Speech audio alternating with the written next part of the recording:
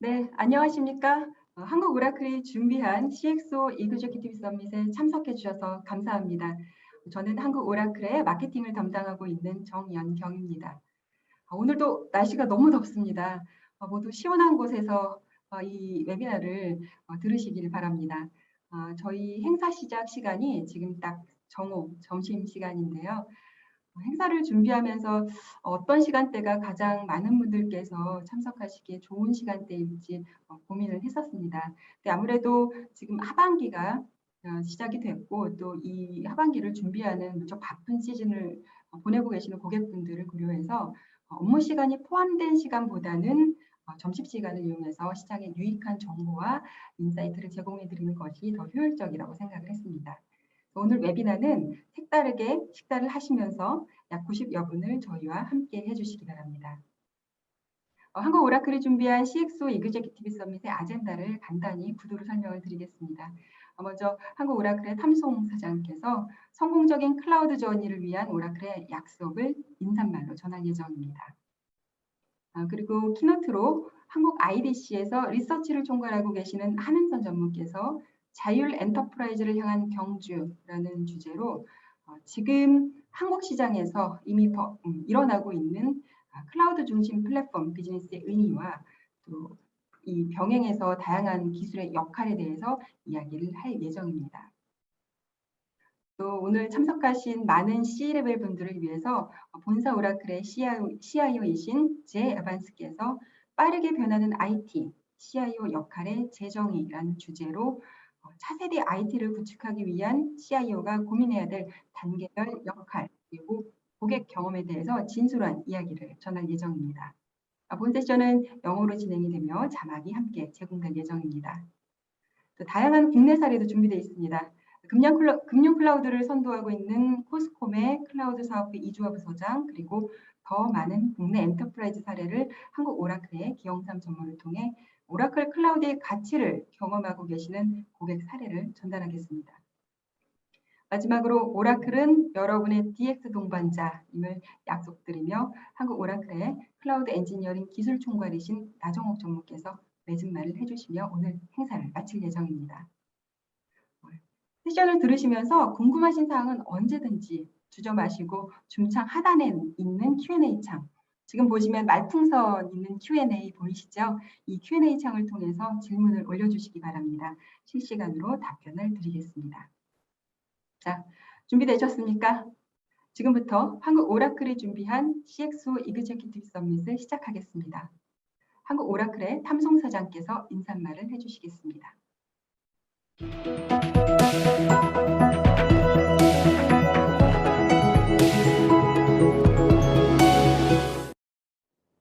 안녕하세요. 한국 오라클의 탐송입니다.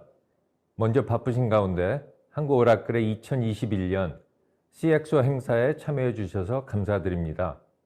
코로나 사태라고 불리는 이 어려운 시기가 시작된 지도 벌써 1년이 훨씬 넘었습니다. 그동안 너무 고생 많으셨고 아직도 사회의 숨은 곳곳에서 잘 싸워주고 계시는 많은 영웅과 같은 분들께도 감사의 말씀을 전합니다. 오늘은 아쉽게도 여러분들을 직접 모시지 못하고 이렇게 비대면으로 찾아뵙게 되었습니다. 이제 코로나 백신 접종이 빠르고 안정적으로 늘고 있으니 조만간 여러분들을 예전처럼 직접 모실 날이 하루빨리 오도록 기대해 보겠습니다. 저희가 여러분들을 오라클 CXO 행사에 마지막으로 모셨던 때가 약 1년 9개월 전이었습니다. 예전에 인터넷이 처음으로 붐업했을 때 한 쿼터가 보통 캘린더 이어로 1년이라고 했었는데요. 요즘 클라우드 시대는 그 속도가 더 빨라져서 지난 1년 9개월이라는 시간은 그야말로 전 세계뿐만 아니라 오라클에게도 많은 변화가 일어난 시기였다고 해도 과언이 아니겠습니다. 이제는 기업들이 필요로 하는 performance, availability, security, price performance로 차별화된 시장이 인정하고 있는 오라클 Gen2, 오라클 클라우드 인프라스트럭처 OCI, 클라우드 데이터 센터 리전을 2019년 5월에 서울에 설립하고 작년 2020년 5월에 두 번째 OCI 클라우드 데이터 센터 리전을 춘천에 오픈했습니다. 이제 오라클은 민감한 데이터 이슈나 국내의 DR을 필요로 하는 여러 기업들의 requirements들을 완벽하게 대응할 준비를 갖추었습니다. 한국 엔터프라이즈 시장의 클라우드 어답션을 보면 이젠 점점 안정적으로 자리 잡아가고 있습니다. 그런데 기업 시장 내에 엔터프라이즈 고객들은 각각 다른 솔루션과 아키텍처로 고유의 IT 환경을 운영하고 계십니다. 온프레미어 환경을 클라우드로 트랜스포메이션 하고자 하는 방향성이나 속도, 또 그것을 드라이브하고 있는 비즈니스 앤 파이낸셜 리퀘어먼트가 각기 다릅니다. 오라클은 지난 수십 년 동안 한국의 기업 고객들의 주요한 업무를 책임져 왔습니다. 그렇기 때문에 한국의 엔터프라이즈 시장에 클라우드 트랜스포메이션에 대한 막중한 책임을 늘 가지고 있습니다. 고객분들께서 온프렘에서 사용하고 계신 IT 환경을 최대한 똑같이 클라우드에서 지원해야만 리스크 없이 빠른 시간 내에 적은 비용으로 클라우드가 주는 비즈니스 어질리티, fast time to value, better TCO, 그리고 더 나은 비즈니스 리질리언스 등등 다양한 혜택을 누릴 수 있습니다. 이런 기업 고객들의 커스터마이즈된 클라우드 트랜스포메이션 저니를 지원하기 위해 오라클은 지난 1년 동안 다양한 클라우드 솔루션을 발표했습니다. 오라클의 OCI 퍼블릭 클라우드 센터를 프라이빗 클라우드로 똑같이 구축해주는 Dedicated Region Cloud Customer, DRCC를 발표해 퍼블릭보다 프라이빗 클라우드로 구축을 원하는 고객들께서는 이제 똑같은 클라우드 capabilities, IaaS, PaaS, SaaS를 고객의 데이터 센터 내에서 필요로 하는 솔루션들을 프라이빗 형태로 사용하게 되었습니다. 일본의 노무라 리서치 인스티튜트 NRI는 그들이 보유하고 있는 일본 캐피털 마켓에서 약 70%의 업체들이 사용하고 있는 미션 크리티컬 금융 솔루션들을 온프렘에서 DRCC로 이전하여 서비스하고 있습니다. 호주의 오스트레일리아 데이터 센터라는 클라우드 서비스 프로바이더도 DRCC를 도입해 그들의 비즈니스를 운영하고 있습니다. 또 현재 고객분들의 많은 성능과 안전성을 필요로 하고 있는 주요 업무를 안전하게 운영하고 있는 엑사데이터 앤 RAC 환경을 프라이빗 클라우드로 전환하고 싶은 고객분들을 위해 Second Generation Gen 2 엑사데이터 클라우드 커스터머 엑사CC를 출시하여 또 하나의 클라우드 선택권을 드립니다. 그 외에도 에지 컴퓨팅 클라우드를 필요로 하는 고객분들을 위해 Roving Edge Infrastructure라는 에지 클라우드 솔루션도 발표했습니다. 그리고 지금 시장에서 화두가 되고 있는 ARM Processor Architecture를 지원하는 OCI Ampere Ultra A1 Compute Instance를 발표해 고객분들은 최고의 프라이스 퍼포먼스를 OCI 위에서 받으실 수 있게 되었습니다. 이렇게 엔터프라이즈 클라우드 시장에서 자리를 굳히고 있는 오라클 OCI에 대해서 가트너와 IDC 같은 리딩 애널리스트들과 Forbes and Barron's 같은 비즈니스 퍼블리케이션들은 한결같이 긍정적으로 오라클이 성공적으로 클라우드 트랜스포메이션을 하고 있다고 평가하고 있습니다. 베런스는 몇 달 전 오라클이 클라우드의 자이언트를 변모하고 있다고 평가하며 그동안 레거시 벤더로서 저평가받고 있던 오라클 주식의 턴어라운드를 미리 예견했었습니다. 그리고 최근에는 계속 상승세를 그리고 있는 오라클 주식에 대해서 이것이 끝이 아니라 이제 시작이라고 기사에서 말하고 있습니다. 가트너는 오라클을 Analytics and Business Intelligence 플랫폼 분야에서의 비저너리로 선정했고 또 매직 쿼드런트에서 오라클 퓨전 클라우드 ERP가 5년 연속 시장의 리더로 선정했습니다. 확실한 것은 꾸준히 해외 그리고 국내에서 산업별로 여러 다양한 엔터프라이즈 커스터머 레퍼런스들이 나오고 있다는 것입니다. 최근 국내 사례로 고객의 화물을 해상을 통해 운송해주는 국내 유일한 해운 국적 원양 선사인 HMM 사례가 있습니다. 오라클과의 클라우드 저니를 함께한 지 벌써 3년 된 소중한 고객입니다. 최근 사용 중인 시스템의 95% 이상을 오라클 퍼블릭 클라우드로 전환했습니다. HMM이 오라클을 처음 선택했을 때 오라클 클라우드의 시장 인지도는 크게 높지 않았었습니다. 그럼에도 오라클을 선택했던 이유는 미션 크리티컬 엔터프라이즈 클라우드 트랜스포메이션 저니를 경험해 본 벤더가 없었기 때문에 동일한 조건에서 클라우드 역량을 평가하게 되었고 그 결과 엔터프라이즈 리더십, DB 역량 등에서 오라클 클라우드 인프라스트럭처가 우수하게 평가되었기 때문입니다. 전 세계 2위의 탑 클래스인 종합 엔진 전문 메이커인 HSD 엔진은 지난 10년간 사용한 ERP를 오라클 클라우드로 전환하여 약 60%의 비용을 절감했습니다. 그리고 처리 속도를 약 120분에서 15분으로 단축시키는 놀라운 경험을 했다고 말합니다. 전 세계적으로 가장 인기 있는 우리 손흥민 선수가 뛰고 있는 잉글리시 프리미어 리그에서 오라클을 공식 클라우드 파트너로 선정했습니다. 이제 전 세계 축구 팬들은 오라클 클라우드를 통해 AI 기반의 데이터 분석, 밸류를 통해 실시간으로 경기에 대한 인사이트를 제공받아 축구 경기를 더 다이내믹하게 즐기실 수 있게 되었습니다. 또한 레이싱 스포츠의 명성이 높은 F1, 레드불 레이싱도 빼놓을 수 없습니다. 팬 엔게이지먼트와 브랜드 가치를 높이는 메커니즘을 개발하는 등 레드불 레이싱의 다양한 비즈니스 영역에서 오라클 클라우드의 전문성을 활용해 데이터 사이언스 및 AI 역량을 강화할 수 있게 되었습니다. 오라클은 엔터프라이즈 고객분들의 클라우드 저니를 돕고자 여러분들께 희소식이 될 두 가지의 오퍼링을 발표했습니다. 클라우드로의 전환이 고민이신 많은 분들을 위해 OCI로 월클로드를 이전하는 프로세스를 간소화하기 위한 오라클의 클라우드 엔지니어링 인력 및 기술 지원을 무료로 제공하는 오라클 클라우드 리프트 서비스를 출시했습니다. 이로써 오라클은 고객의 클라우드 전환에 발생할 수 있는 리스크 및 비용을 절감하고 안전하게 그리고 빠르게 클라우드로 전환할 수 있도록 돕게 되었습니다. 또 오라클의 밸류와 투자를 아낌없이 지원하시고 계시는 고객분들을 위한 오라클 서포트 리워드 프로그램이 새롭게 출시되었습니다. 이것은 기존의 오라클을 사용하고 계시는 고객분들께 큰 보상 혜택을 드리는 프로그램으로 오라클 라이선스 유지 보수 비용을 OCI 유니버설 크레딧 상에서 최대 33% 보상받으실 수 있고 또 추가적인 오라클 클라우드 컨섬션이 발생했을 때 따르는 기술 지원 비용을 최대로 전면 절감할 수 있는 큰 혜택이 있는 프로그램입니다. 쉽게 생각하면 여러분들이 신용카드를 썼을 때 돌려받는 포인트라고 생각하시면 됩니다. 그렇게 쌓인 포인트를 유지보수 비용에 사용할 수 있다고 생각하시면 이해가 쉽겠습니다. 오라클의 소중한 고객분들을 위한 오라클 서포트 리워드 프로그램을 절대 놓치지 마십시오. 다시 한번 오라클을 파트너로서 아껴주시고 함께 해주시는 고객분들께 감사드리며 앞으로 저희가 가지고 있는 다양한 데이터 그리고 클라우드 케이퍼빌리티들을 통해 한국 기업 고객분들의 성공적인 디지털 트랜스포메이션 앤 클라우드 저니를 책임질 것을 약속드리겠습니다. 감사합니다.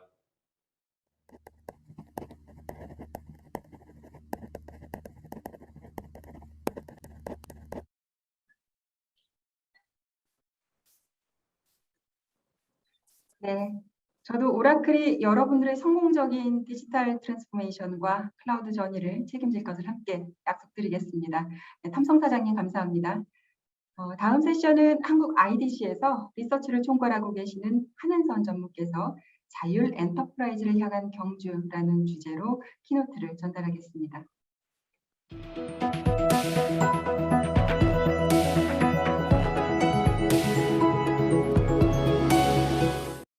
안녕하세요.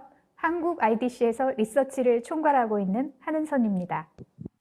디지털 경제로 이동하는 그 속도가 지난 18개월간 코로나 상황 안에서 정말 무섭게 한층 가속화되었다라고 볼 수 있습니다.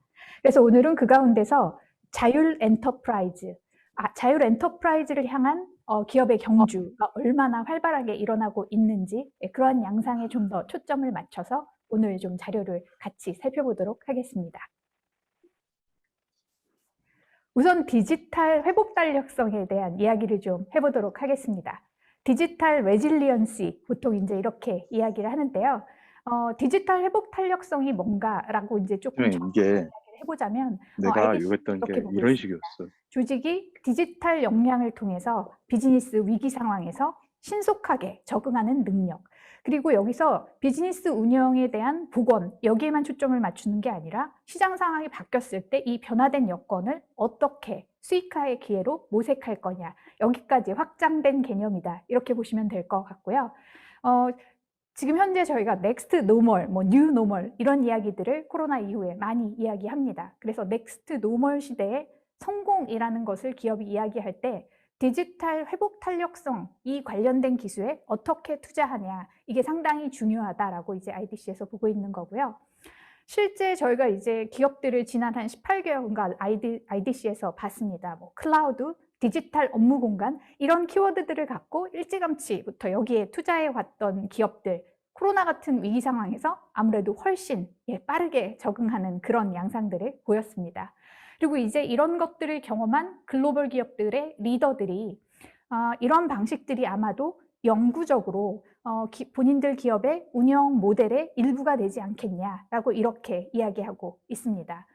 예를 들면 글로벌 선두권의 자동차 업체들, 자동차 기업들 같은 경우에 한 수십억 달러 이런 규모의 혁신 이니셔티브에 투자하는 규모가 그렇습니다. 그리고 그 인더스트리, 저희가 이제 산업의 어떤 파괴적인 혁신을 가져오는 그런 흐름들 안에서, 혁신의 흐름들 안에서 어떻게 본인들의 성장의 기회, 혁신의 성장의 기회를 모색할 거냐, 여기에 초점을 맞추고 있다라고 보고 있고요. 그래서 IDC는 이러한 디지털 회복 탄력성을 통해서 결국은 기업이 디지털 경제 시대에 필요로 하는, 요구되는 속도, 그리고 거기에 부합되는 비즈니스 운영 모델, 이런 것들이 구현될 수 있고, 궁극적으로는 IDC가 이야기하는 퓨처 엔터프라이즈, 미래의 엔터프라이즈로 이동할 수 있게 된다, 이렇게 보고 있습니다. 여기서 미래의 엔터프라이즈의 기반 환경, IDC는 그 미래 엔터프라이즈의 기반 환경으로 미래의 디지털 인프라스트럭처를 제시합니다. 기술, 설치, 운영, 이 세 가지 측면을 저희가 좀 볼 수 있을 것 같습니다. 우선은 클라우드 중심 기술입니다.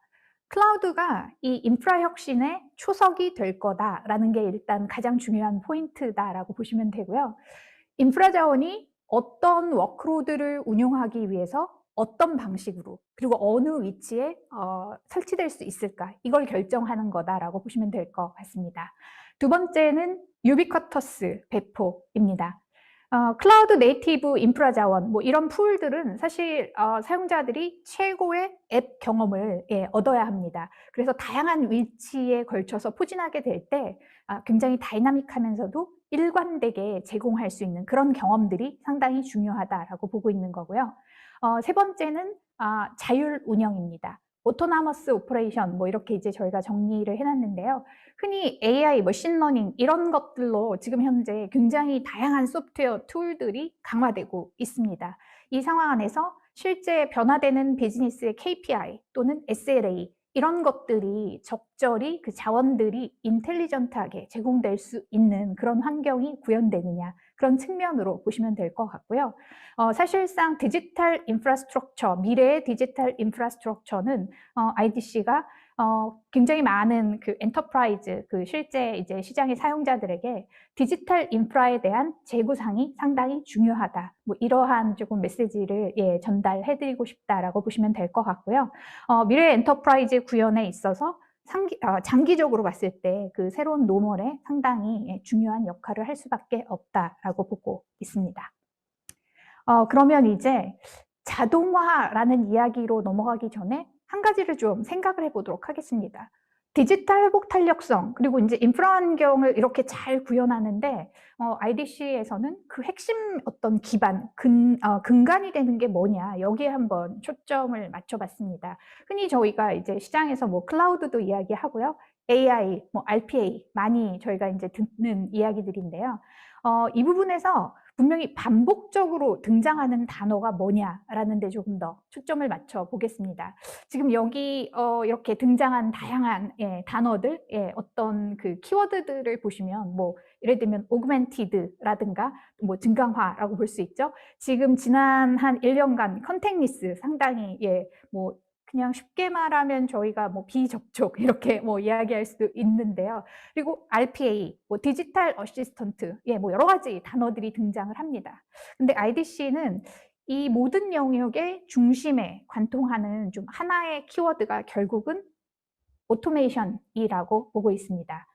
자동화가 바로 기업이 디지털 회복 탄력성을 구현하는데 어떤 핵심, 기반, 근간이 된다라고 보고 있는 거고요. 그런데 생각을 해보면 자동화는 사실상 새로운 건 아닙니다.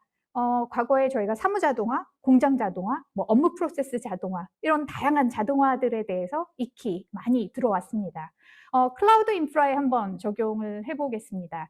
컴퓨팅, 뭐 스토리지 자원 이런 것들을 제공하고 운영하는 방식을 자동화한다라는 측면에서 저희가 받아들일 수 있을 것 같고요. 그럼 결국 오늘날에 지금 많이 들어봤던 이런 자동화와 지금 현재 IDC에서 이야기하는 이 자동화라는 것 사이에 가장 큰 차이가 뭐냐라고 보면 결국은 기업 전반에 걸쳐서 이 자동화가 규모화가 이루어져야 된다. 이게 상당히 중요하다라는 것이고요.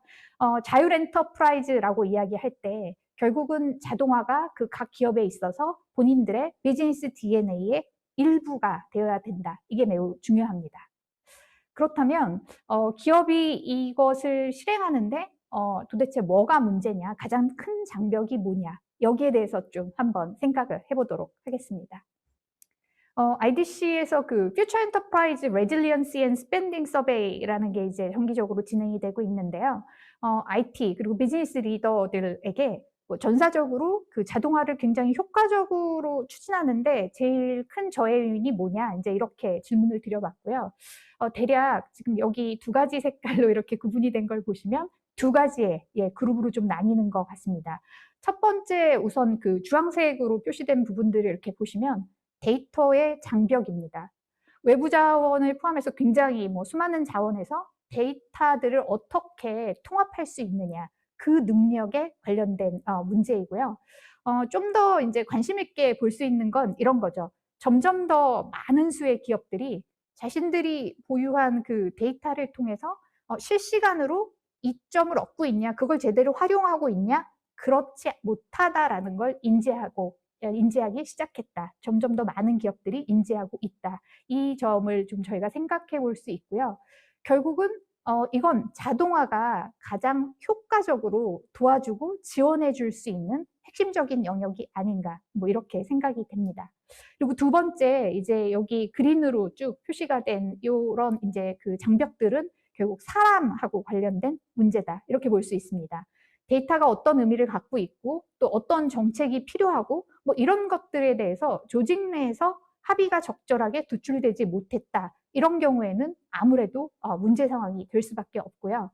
특히 이런 종류의 표준 그리고 규칙을 결정하는 프로세스조차도 제대로 이제 갖고 있지 못하다. 여기에 대한 인식들이 조금 더 확대되고 있는 게 아닌가, 이렇게 보여집니다. 결국 기업이 그 자동화의 규모화를 구현하는 게 중요하다라고 했을 때 이걸 이해하고 제대로 실행할 수 있는, 구현할 수 있는 내부 전문가, 인력, 이들이 충분한가? 여기서 점점 기업들은 이런 전문적인 인력들이 부족하다라는 걸 인식하게 될 거다. 결국 앞서 그 윗단의 데이터, 아래의 사람, 이 두 가지가 크게 보자면 어떤 핵심적인 그런 장애물들이 아닌가, 장벽이 아닌가, 이렇게 보여지고요. 이제 그렇기 때문에 이런 장벽들을 어떻게 이제 자율 엔터프라이즈를 향한 그런 경주를 기업들이 활발하게 하고 있는데 도대체 어떤 문제에 접근하면서 이런 것들을 해결해 나가야 할까? 여기에 대해서 좀 생각을 해보도록 하겠습니다. 자율 엔터프라이즈를 향한 경주라고 이야기할 때 우선 앞서 말씀드린 대로 몇 가지의 저희가 사람, 데이터 이런 이제 큰 장벽들을 봤는데 결국은 문제가 뭔가 이 생각을 해봤고요. 그렇게 봤을 때 우선적으로 한 세 가지가 IDC는 이 세 가지가 조금 중요한 장애 요인이 아닌가, 이렇게 생각이 됩니다. 첫 번째는 사일로입니다. 그러니까 사일로라는 게 결국 과거에도 저희가 여러 가지 형태의 이런 IT, 디지털 트랜스포메이션 이런 키워드 안에서 상당히 그 성숙도의 일테면 1단계에서 2단계, 2단계에서 3단계, 좀 더 상위 단계로 나가는 데 있어서 특히 초반에 상당히 중요한 어떤 도전 상황을 만들어내는 그런 문제 요인이었고요. 결국은 중요한 건 사일로를 어떻게 방지하느냐, 회피하느냐, 이게 첫 번째 이제 이 장애를 해결해 나가야 된다라는 측면이고요. 자동화가 아무래도 이게 이제 기업이 갖고 있는 특성, 뭐 산업 특정 그 업종, 뭐 여러 가지 상황에 따라서 이제 자동화라는 것들이 적절히 그런 이니셔티브들이 구현될 수 있는데 경우에 따라서는 조금 과도할 수도 있는 상황들이 분명히 있습니다. 그래서 그러한 적절한 어떤 속도 그리고 이제 그런 폭들을 어떻게 조정해 나가느냐, 이게 두 번째 좀 중요한 문제다라고 보고 있고요. 세 번째는 앞서 저희가 살펴봤던 데이터나 이런 사람하고 관련된 조금 더 거기에 직접 관련된 문제라고 볼 수 있는데요. 뭐 일종의 그 엔터프라이즈의 자율 신경 기능, 뭐 이게 조금 문제가 생겼다. 그래서 그걸 어떻게 적절히 관리할 거냐, 뭐 그런 측면에서 저희가 보고 있고요. 다만 여기서 이제 한 가지 저희가 생각해 봐야 하는 건 늘 그 새로운 역량, 어떤 변화의 요소들이 들어왔을 때 결국은 어떤 새로운 그 위험 요소에 대해서도 저희가 생각을 해봐야 한다라는 거고요. 기업이 이런 문제들을 어떻게 여기에 대해서 대비하고 이걸 방지할 건가, 여기에 대한 어떤 충분한 그 고민들이 좀 요구된다라고 볼 수 있습니다. 그리고 이제 이런 장애를 극복해 나가는 데 있어서 결국은 이 세 가지의 장애를 적절히 잘 극복함으로써 IDC에서는 엔터프라이즈의 디지털 회복 탄력성이 구현될 수 있다라고 보고 있는 거고요. 디지털 회복 탄력성을 통해서 지금 전 세계적으로 글로벌 선도 기업들이 결국은 디지털 트랜스포메이션의 그 여정들을 완성할 수 있는 게 아닌가, 이렇게 생각이 됩니다. 그럼 우선 첫 번째, 아까 앞서 세 가지 그 왼쪽에 있던 문제 중에 사일로의 회피의 문제부터 한번 보도록 하겠습니다. 우선 그 여기서 비즈니스, 뭐 일종의 업무 자동화, 이 영역에서 좀 생각을 먼저 해보겠는데요. 역시나 그 퓨처 엔터프라이즈 서베이 데이터에서 좀 생각을 참고를 해보면 자동화에 대한 그 기업들의 우선순위가 상당히 높다라는 점을 저희가 확인할 수 있었고요. 이제 IT나 비즈니스 리더들이 자동화를 우선 어떤 업무 영역에 우선적으로 적용하길 원하냐라는 이 질문에 대해서 아무래도 고객 상호작용의 개선과 같은 그런 질문 답변들이 조금 더 이제 많이 나타났고요. 이제 이 답변 우선순위 안에서 보면 위쪽에 있는 뭐 상위 5개 정도의 영역이라고 볼 수 있는데요. 그 영역들을 가만히 지금 그 면면들을 보시면 굳이 이제 하나로 조금 정리를 하자, 이게 사람하고 관련된 그런 문제들이 아닌가, 그런 영역들이 아닌가 뭐 생각이 됩니다. 그리고 이제 아랫부분에 뭐 여기에 뭐 그 물리적 자산 관리, 뭐 위치 관리, 여러 가지 공급망 기능 뭐 이런 것들이 있는데 좀 더 산업 특화된 그런 키워드들이 여기서 조금 등장하고 있다라고 생각이 됩니다. 그런데 이제 비즈니스 업무의 자동화라는 영역에서 저희가 그 오토메이션하고 같이 해서 빈번하게 조금 등장하기도 하면서 이제 쉽게 떠오르는 또 공통된 단어 하나가 있죠. 바로 그 RPA가 그게 되지 않을까 싶습니다. 그래서 여기서 이제 저희가 좀 생각해 볼 수 있는 문제가 있는데요. 결국은 여러 가지로 이게 진행이 되다 보면 결국은 사일로의 위험이 대두될 수밖에 없고요. 다만 지금 이미 그 시장에 있는 다양한 그 엔드 유저들, 엔터프라이즈들이 기업의 다양한 자동화 이니셔티브를 추진하고 있는데 이런 여러 이니셔티브들 사이에서 분명히 서로 다른 이해관계, 현안 뭐 이런 것들이 등장할 수 있다. 이 문제점의 가능성에 대해서 인지하기 시작했다. IDC는 이렇게 보고 있습니다. 실제 이제 일관되게 어떤 일관성을 갖고 이게 추진되고 조율되고 있느냐. 만약에 이제 글로벌 선두 기업, 앞서도 뭐 예를 들면 자동차 기업 같은 사례를 들었는데요. 만약에 폭스바겐 같은 경우에 보면 뭐 혁신 이니셔티브, 뭐 산업 클라우드, 두루두루 이렇게 놓고 봤을 때 뭐 그 투자 규모가 상당합니다. 뭐 수십억 달러 이렇게 이야기를 하는데요. 그래서 전체 그 본인들의 브랜드 포트폴리오 전반에 걸쳐서 상당히 공격적으로 이런 이니셔티브들이 진행이 되고 있습니다. 그런데 이제 그 아우디가 있죠. 폭스바겐의 뭐 자회사인데요. 여기에서도 자동화에 대해서 상당히 적극적으로 여러 가지 이니셔티브들이 추진이 되고 있습니다. 그렇다면 지금 이러한 맥락 안에서 봤을 때 이 자동화의 사일로라는 게 충분히 제대로 방지가 되고 회피가 되고 있는가라는 문제를 저희가 한 번 더 생각을 해볼 수 있지 않을까 싶습니다. 그리고 여기서 이제 일관성을 유지하면서 어떻게 잘 이런 것들을 조화롭게 어떤 협력적인 자동화다, 이제 IDC가 또 이렇게 이야기를 하는데요. 그런 것들이 잘 구현될 수 있는가라는 생각을 할 수밖에 없고요. 그런 대표적인 영역의 하나가 저희가 이제 쉽게 생각을 해보면 저희의 몸인 것 같아요. 이제 우리 신체를 좀 생각해 보실 수 있는데, 뭐 순환계, 호흡계, 뭐 소화계, 뭐 아니면 체온 그 유지, 뭐 여러 가지의 그 시스템들이 이 안에서 이제 작동을 하고 있는데, 사실 믿을 수 없을 만큼 상당히 정교하게 그 자동화가 구현되고 있는 환경이 아니냐. 그리고 이것들이 개별적으로 그 서로 상관없이 사일로로 운영되는 게 아니라 상당히 유기적으로 이런 것들이 잘 작동하고 있습니다. 그래서 결국은 흔히 그 자율신경 시스템이라고 말하는 이게 효과적으로 어떤 작동하고 있는 게 아니냐, 저희가 그렇게 볼 수 있을 것 같고요. 이걸 결국은 엔터프라이즈에 저희가 한번 적용을 해봤습니다. 엔터프라이즈 자율신경계라는 이런 개념으로 좀 접근을 하게 되는 것 같은데요.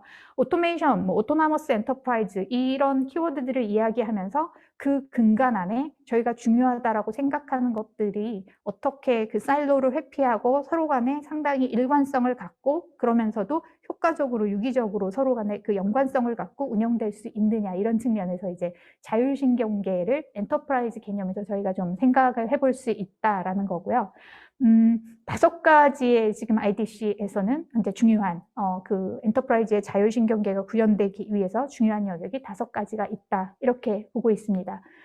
첫 번째는 그 기업의 공통 데이터나 앱, 여기에 대한 정의 그리고 규칙입니다. 일테면은 최근에 그 오픈 텔레메트리 같은 이런 새로운 이니셔티브가 아주 적절한 그 사례가 될 것 같고요. 클라우드 환경에서 데이터를 제공하는 그런 것들이 기반이 되고 있다, 이렇게 볼 수 있을 것 같습니다. 그리고 이제 또 다른 그 자율신경계의 상당히 주요 영역, 결국은 실시간으로 문제 상황을 해결해야 하는데요. 저희가 흔히 지금 디지털 퓨처 오브 디지털 인프라, 앞서 이야기한 디지털 인프라 환경 같은 경우에 컴퓨팅 그리고 메모리 자원 같은 게 어느 위치에서, 그리고 모든 뭐 엣지 환경 지금 뭐 다양하게 저희가 이야기를 하는데, 그런 모든 엣지 환경에서 유비쿼터스하다라는 건 결국 전방위적으로 접근할 수 있느냐, 뭐 이런 문제가 되잖아요. IDC가 그 클라우드 이야기하면서 실제 엣지 단이나 이런 로컬 단의 그 유사한 환경들을 구현해 주는 걸 그 엘카스, 그래서 뭐 로컬 클라우드 애저 서비스 이런 이야기도 하고요. 또 요새 그 모바일 엣지 컴퓨팅 같은 것도 뭐 그러한 어떤 개념 안에서 저희가 접근할 수 있지 않을까 싶습니다. 여기서는 실시간 데이터 분석이라는 게 상당히 중요해지지 않을까 싶습니다. 그리고 이제 세 번째는 이 다양한 환경, 분산된 환경 안에서 데이터의 이동에 대한 방안이 이제 확대 모색이 돼야 된다라는 거고요. 결국은 연결 환경을 어떻게 잘 구현하느냐. 그래서 커넥티비티에 조금 더 이제 주목을 하게 되고, 이걸 애저 서비스라는 개념으로 이제 이야기를 하면서 일테면 그 카스 같은 것들이 그 맥락 안에서 IDC에서도 여러 가지로 리서치를 진행을 하고 있습니다. 여기서 중요한 건 안전성 그리고 신뢰성이다라고 보여집니다. 이미 아까 이제 뭐 그 몇 가지 뭐 이런 우리가 이야기했던 인프라 환경의 키워드들은 당연히 안전성이나 신뢰성이라는 게 근간에 상당히 중요한 어떤 기본 요건, 어떤 어썸션으로 작동하고 있다라고 보시면 될 것 같고요. 상이한 요건들 안에서 다이나믹한 이동 환경을 구현하는 게 중요합니다. 그리고 이제 그 다음 네 번째로는 저희가 그 서버레스 실행 환경 같은 것들을 좀 그 문제에서 생각을 해봐야 할 것 같은데요. 그 모든 시스템 간에 저희가 혁신을 구현한다라고 이야기할 때, 지금 서버레스 실행 환경 안에서는 컨테이너 에코시스템, 특히 쿠버네티스 같은 이게 시장 안에서 어떻게 적절하게 이런 공통 플랫폼들을 활용해 나갈 거냐, 뭐 이런 이야기들 하고 있다라고 보시면 될 것 같습니다. 그리고 이제 마지막으로 이건 일종의 집합적인 어떤 거버넌스의 모델입니다. 그래서 뭐 오케스트레이션을 관리한다든가 컨피규레이션을 위해서 어떻게 이런 것들을 잘 구현할 것인가, 여기에 초점을 맞추는 거고요. 결국은 시장 안에서 이 협업의 어떤 근간이 되는, 그래서 클라우드 컨트롤 플레인 같은 게 그 맥락 안에서 저희가 이해할 수 있지 않을까 싶습니다. 클라우드를 이야기할 때 이제 뭐 굉장히 많은 기업들이 클라우드 안에서의 생태계라든가 그 컨트롤 플레인 환경에 대해서는 이제 인지하고 계시다라고 보여지고요. 다양한 클라우드 서비스, 그리고 다양한 솔루션, 이 클라우드 관련 솔루션 제공 업체, 이 안에서 어떻게 이 IT나 자동화 이니셔티브의 그 근간을 개발하고 이렇게 제공하는 데 활용되는 이러한 여러 가지의 다양성들이 잘 조율될 수 있는가라는 측면의 이야기고요. 근데 이제 이거와 관련된 그 IDC 또 관련 서베이에서는 실제 이 클라우드 플랫폼에 대한 상당히 그 중요성을 좀 인지하고 있다라고 보여집니다. 미래의 자동화 이니셔티브의 핵심 근간이 클라우드 플랫폼이 될 거다라는 응답이 한 35% 정도에서 이제 나왔습니다. 그리고 이게 저희가 이제 매년 진행하는 그 일정 사이클을 놓고 봤을 때 점점 더 증가 추세로 돌아설 거다라고 이렇게 예상이 되고 있습니다. 여기서 컴퓨팅의 어떤 그 자원을 제어하고 이제 실시간 분석을 확대하고 뭐 이런 문제들이 클라우드 생태계 안에서 저희가 이야기를 하게 되는데요. 이건 사실 그 컨트롤 플레인, 뭐 하나의 그 메인 그 컨트롤 플레인을 구현한다, 이런 문제에 그치지는 않습니다. 이걸 넘어서서 사실은 어떻게 협업의 생태계를 잘 구현해 나갈 건가, 여기에 좀 초점이 맞춰져 있고요. 여러 가지 다양한 개발자들, 아니면 다양한 기술, 그리고 여기에 참여하는 벤더, 이들을 아우르면서 협업의 생태계를 어떻게 구현할 거고 그런 것들을 적절히 활용해 나갈 건가, 거기에 좀 더 무게중심을 두고 있다라고 이렇게 보시면 될 것 같고요.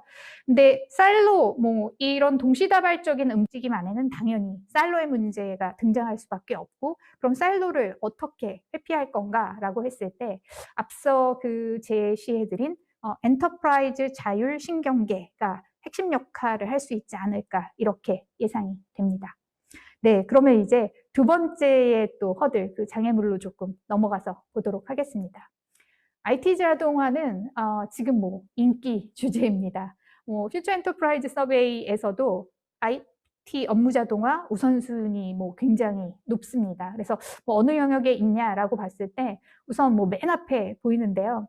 그 42.9% 데이터 보호 그리고 관리, 이 영역이 이제 가장 조금 높게 나타났습니다. 뭐 그 밖에도 지금 뭐 여러 가지 저희가 IT 그 자동화 안에서 주요 현안 키워드들이 지금 올라와 있는데, 이제 여기서 조금 흥미있게 볼 수 있는 어떤 지점이라고 하면 결국은 자동화를 어떻게 제품이나 서비스에 이제 접목한 이런 IT의 기술, 아니면 그런 관리, 또는 그런 서비스 파트너, 이들이 뚜렷하게 이 안에서 이제 부상할 수밖에 없다. 이걸 저희가 이제 조금 확인할 수 있다라는 거고요. 비즈니스의 실제, 그리고 이러한 변화들이 긍정적인 영향을 줄 수 있느냐, 그러려면 결국은 보안, 그리고 데이터의 이동, 이런 현안들에 관심을 가질 수밖에 없고요. 물론 자산의 활용, 최적화, 뭐 이런 것도 같이 포함이 됩니다. 그래서 이러한 현안들의 자동화를 어떻게 활용할 건가, 여기에 조금 더 주목을 해야 하지 않을까 싶습니다. 결론적으로는 자동화에 대한 문제가 이 IT 자동화 안에서 이야기를 할 때 상당히 다각적으로 다양한 문제 안에서 접근이 되어져야 된다. 전방위적 접근이다. 뭐 이렇게 볼 수 있을 것 같습니다. 제품 자체는 지금 저희가 시장 안에서 보면 상당히 우수합니다. 나쁘지 않습니다. 그런데 이제 이 지점에서 어디에 또 저희가 좀 초점을 맞춰볼 거냐라고 했을 때 결국은 사람이 그 적절한 기술이나 역량을 보유하지 못했다라고 할 때는 사실 이렇게 1년에 뭐 향후 3년, 5년에 일어날 변화를 IDC 같은 데서도 예측을 하는데, 이 상황 안에서 분명히 문제가 될 거다라고 IDC가 보고 있고요. 실제 그 올 초에 전망한 이제 시장 전망 안에서 이 관련 꼭지를 제가 좀 살펴봤더니 2023년까지 그 기업의 하이브리드 인력, 그리고 비즈니스 자동화를 위한 이런 노력, 이런 것들이 적절한 툴이나 기술을 포함해서 이제 흔히 시장에서 아이색 데브옵스 뭐 이렇게 이야기를 하는데, 이런 팀을 구축하는데 충분한 투자가 만약에 이루어지지 못한다 그러면 앞서 말했던 뭐 이런 하이브리드나 비즈니스 자동화를 위한 노력들의 한 절반 정도가 일단 뭐 제대로 진행되지 못할 거다. 뭐 지연되는 것까지는 뭐 가능하다라고 생각하는 것뿐만 아니라 완전히 실패할 수도 있다. 이제 이런 이야기를 하는 건데요. 여기에 대한 중요성은 IDC 자료에서도 뭐 한 50% 정도가 이거에 대해서 명확하게 조금 어떤 문제의 가능성을 보인다. 뭐 이런 지표들이 좀 나오고 있다라는 거고요. 결국은 이건 비즈니스에 대한 통찰력이 없다, 뭐 그게 부족하다 이런 문제가 아닙니다. 이걸 제대로 진행될 수 있도록 지원하는, 그리고 때로는 이걸 끌고 갈 수 있는 그 IT 인력이 자동화를 어떻게 효과적으로 작동시킬 수 있느냐, 그걸 작동할 수 있도록 만들 수 있느냐, 관련된 적절한 기술 그리고 역량을 확보했느냐, 그렇지 못했을 때 문제가 될 수밖에 없다라는 거고요. 보통 저희가 이제 뭐 이런 C레벨 분들 아니면 CIO나 CDO 이런 분들하고 인터뷰를 진행할 때 보면 이제 많이 빈번하게 나오는 그 이제 답변 중에서 코멘트 중에서 그 AI나 머신러닝 기술 같은 것들을 우리 기업이 상당히 활발하게 도입하고 있다. 그래서 IT의 어떤 그 자동화라는 것을 상당히 이렇게 선도하고 있다. 이제 이런 그 피드백을 이렇게 주시기도 하는데요. 여기서 저희가 생각해 볼 건 이런 기술들이 도입이 됐다고 해도 결국 사람이 어떻게 목적을 수립하고 결과를 평가할 건가, 여기에 이제 상당히 조금 주안점을 둬야 된다라고 이렇게 보시면 될 것 같고요.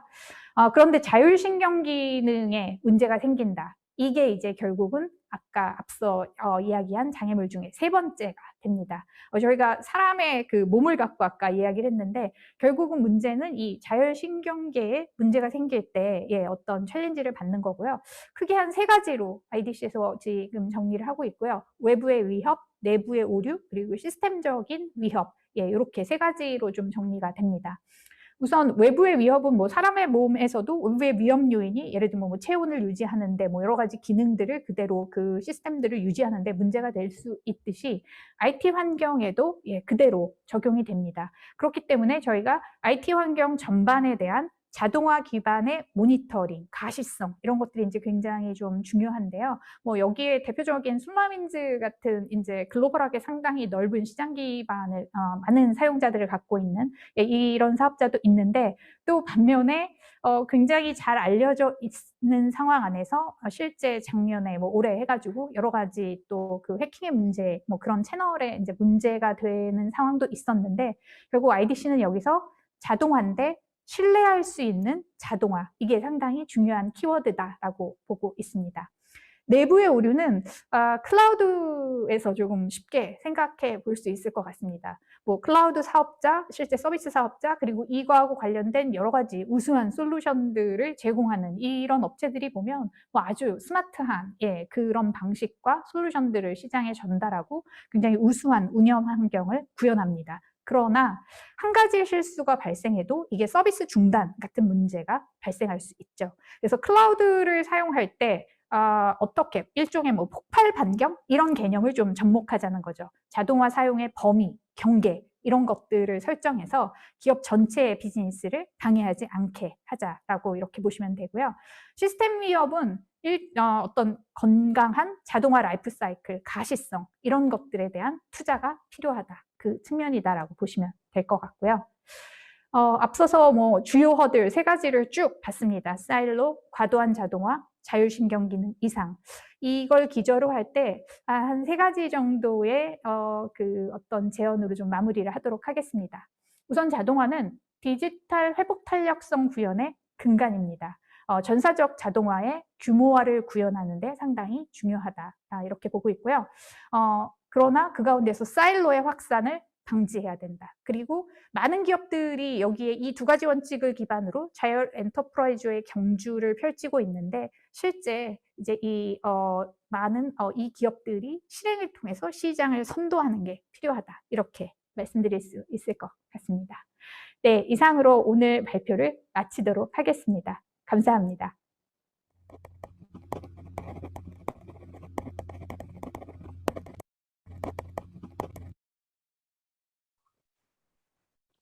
네, 한국 IDC 한은선 전무님 감사합니다.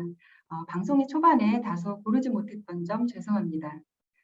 Q&A 창을 보니까 질문들이 많이 올라오고 있습니다. 중창 하단에 있는 말풍선 그림이 있는 Q&A 창을 통해서 질문과 답을 실시간으로 확인하실 수 있습니다. 많은 참여 부탁드립니다. 세션 중에 이런 말씀이 있었습니다. 자동화라는 것은 디지털 회복 탄력성을 구현하는 근간이라고 했습니다. 실제로 오라클과 같은 많은 글로벌 기업들이 이런 원칙을 두고 실행을 하고 있습니다. 또 오라클은 오토노머스의 기술을 제품과 서비스에 적용해서 기업들의 경쟁력을 강화시키는 강점을 가지고 있다는 점 꼭 기억해 주시기 바랍니다. 네, 다음 세션입니다. 오라클의 코퍼레이션, 오라클 본사의 CIO이신 제 에반스께서 빠르게 변하는 IT, CIO 역할의 재정의라는 주제로 차세대 IT 구축을 위해 CIO가 준비해야 될 역할에 대해서 말씀해 주시겠습니다. 이 세션은 질문과 대답, 대담 형식의 영어로 진행되는 세션이고요. 자막이 함께 제공됩니다.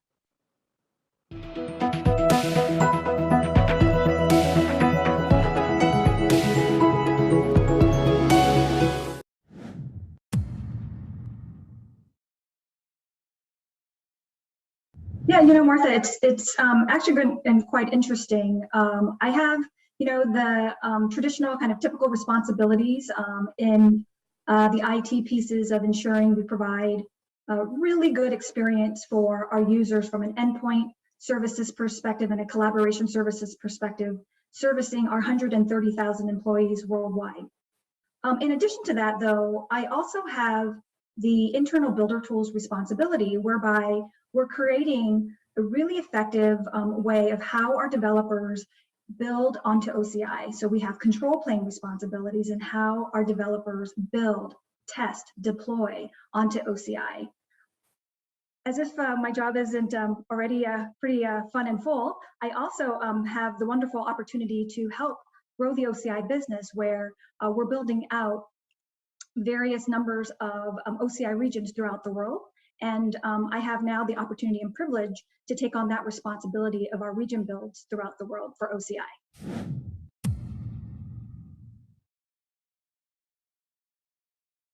That's true, Martha. One of the things, so I've been at Oracle now almost going on 12 months, and the amount of effort that has been put in place since, frankly, I joined during the pandemic. So that in itself, I think, has been a unique experience of what Oracle's gone through, much less the entire world has gone through.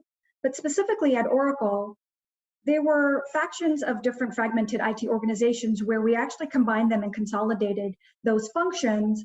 And as a result of that, we eliminated some of the silos, we consolidated some of the functions that were quite disparate throughout the organization, and where now more the concept of you build it, you own it is something that we could carry forward and truly build services and delight our users from an end-to-end point of view, of which really it's more of a DevOps mindset more than a plan, build, run, if you will. And it's taking out that silo concept of not really being close to the business and not really understanding pieces of what the business is trying to do when you had fragments of different parts of IT throughout parts of Oracle. So now we've combined those functions and we've made a lot of improvements from a velocity perspective, from a accountability perspective, actually owning your services and understanding what your services are and who are your customers. And then as a byproduct, frankly, really improving the availability of our services end to end. And then as a result, of course, we're delighting our customers and our users as a result of the way we've modeled now the IT organization.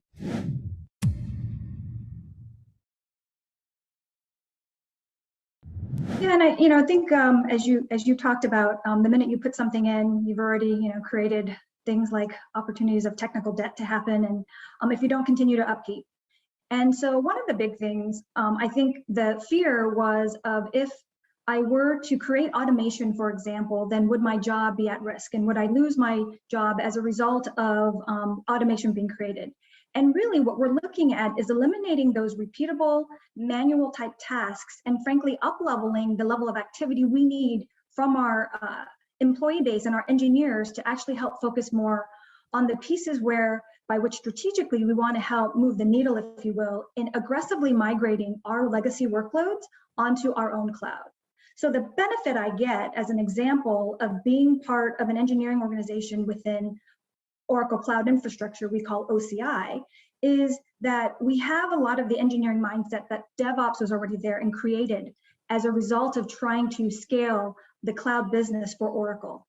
And so taking that and leveraging what we had done previously, what I described from an IT perspective, and blending that in with the engineering organizations, a lot of the mindset pieces of things like how you deliver a service end to end is something that really came true to light and became an aha moment for a lot of the engineers of, okay, so I am actually part of this. These are things that I could do to help improve the work that I'm doing, that by creating automation for some of these manual tasks is not eliminating me from a job. It's actually helping me do some of the other things that we need to do to up level and the amount of activity and work we need to actually get our workloads from on-premise legacy to the cloud.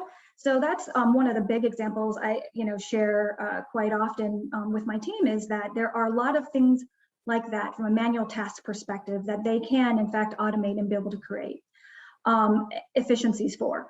The other piece is we had a lot of organizations were trying to solve for a certain thing.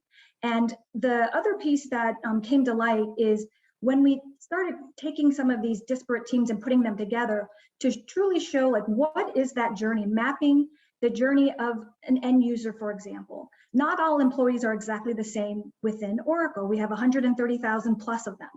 What are the different personas and profiles by which we want to create so that when they onboard and looking at their journey from the time that they onboard and the tools that they need to use to do their jobs, what are the things that we could help create from a more product mindset oriented towards delivering and servicing our end users for what their work requires them to do, what their role is within the line of business, be it marketing, be it a developer, be it a cloud developer, and really truly creating the necessary flows by which we want to ensure that our users have that experience from the time that they onboard throughout the life cycle, all the way through to retirement, and ensuring that we have the proper workloads and access set up for them.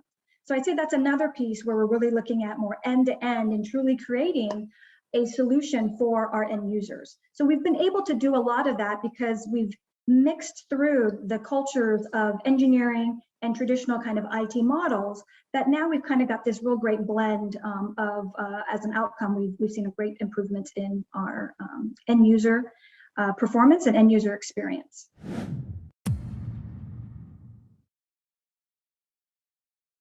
Yeah, sure. And the life cycle of creating infrastructure for various enterprise workloads still exists today. It's just a matter of how you do it to gain things like velocity and the quality of service.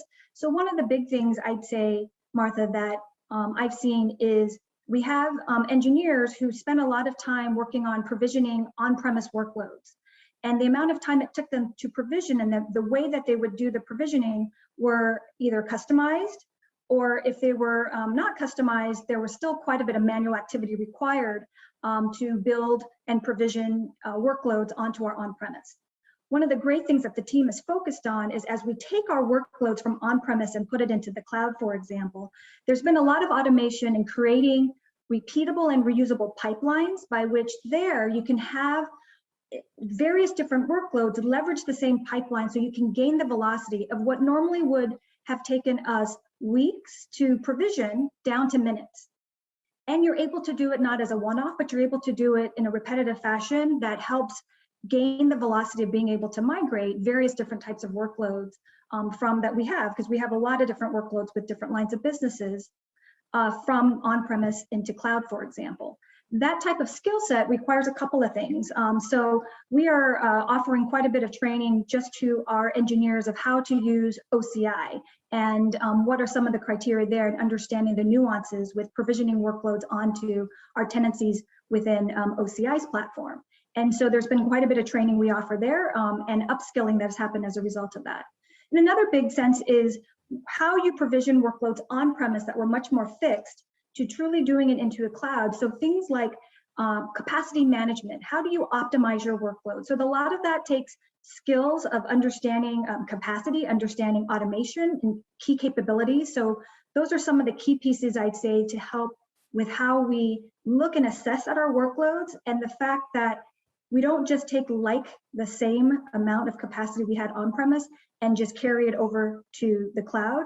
We actually spend time looking at understanding the underlying core foundational components of our services to say what we actually originally provisioned and allocated. Do we need that in order to migrate over to the cloud? So there's been optimization done that way, as well as the ongoing capacity management and tools by which were created to be able to have better line of sight of how you manage your capacity, for example, onto the cloud, that we were not able to have when we were doing it on premise. So oftentimes there were a lot of workloads that were provisioned, but not heavily utilized. So you had a lot of idle capacity, if you will.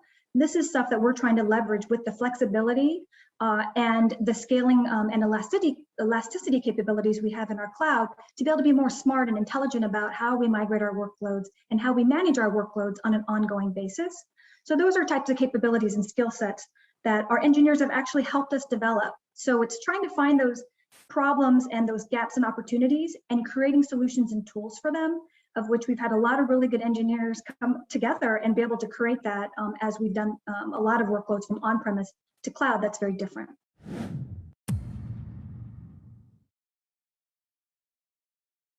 Yes, it's a top of mind as we think through this past year and how we originally thought, we actually didn't know how long the pandemic would last and how long this remote work would last, and what we thought might have been maybe a few months. Now we're looking back, over a year later. And frankly, we've announced a modern approach to work where we had a very global distributed workforce already, Martha, but a majority and lion's share of our employees were used to being physically in the office.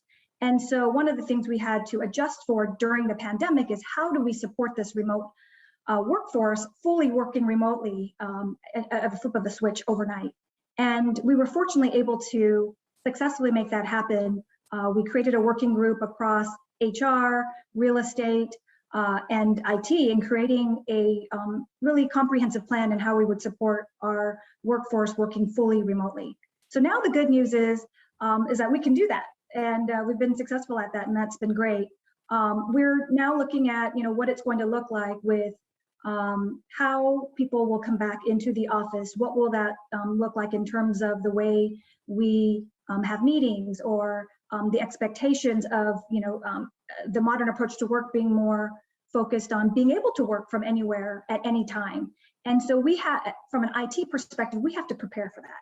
And we have to ensure that we can support coming back into offices with employees expecting everything that they had worked before they left the office to work the way things were, if not better, in the office, as well as being able to work remotely from anywhere while they're traveling or from their homes. So it's actually created, ability for us to be able to flex, whether it's being able to be in the office or being able to work remotely. And there are tools and capabilities by which we've now have incorporated over this past year that gives us the ability to meet that flexibility, Martha. So we've been fortunate that we've got a great supportive executive staff that is open to us working remotely, working in the office, and being able to have that level of flexibility through this pandemic as well as beyond the pandemic.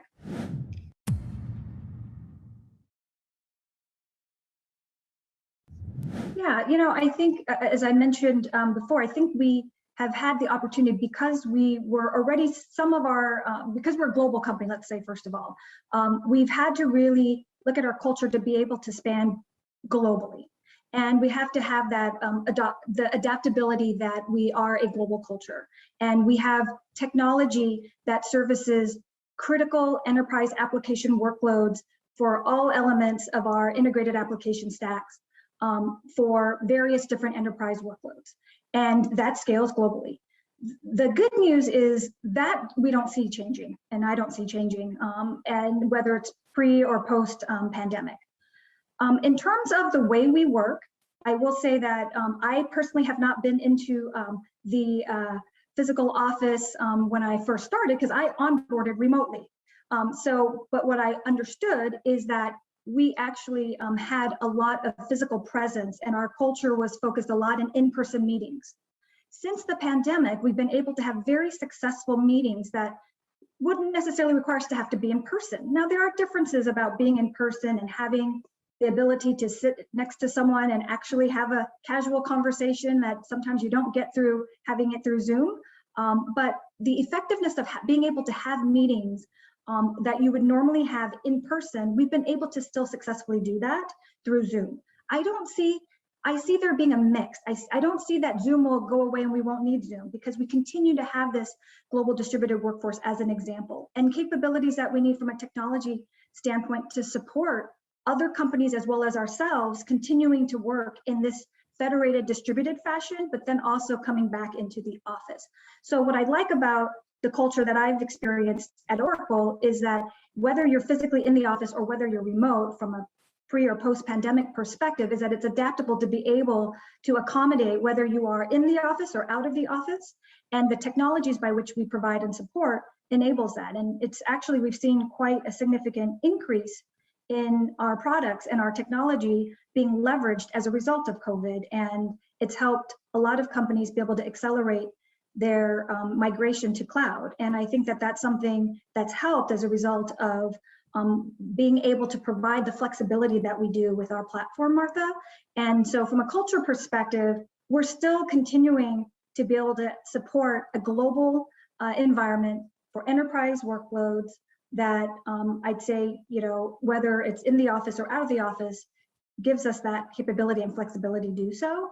I personally am excited to try and go back into an office and meet people in person that I haven't had the opportunity to be able to do since I onboarded. So I'm looking forward to that myself.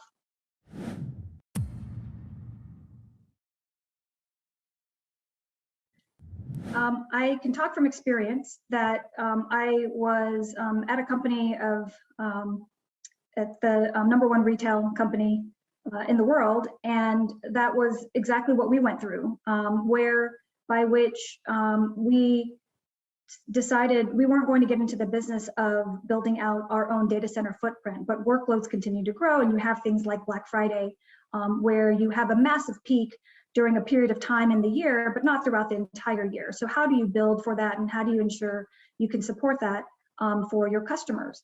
And there were some misunderstandings of cloud, where if I go to cloud, that means I lose control of all of my capabilities and all of my IP and put it in someone else's hands. And from a security perspective, from a span of control perspective, and then frankly, once you put your workloads into the cloud, it's going to cost an exorbitant amount of money, 10 times more than what it costs to do it yourself. So why would we even consider doing that? And there were all these things we went through for many, many months to then actually answer a lot of those and come up with a plan.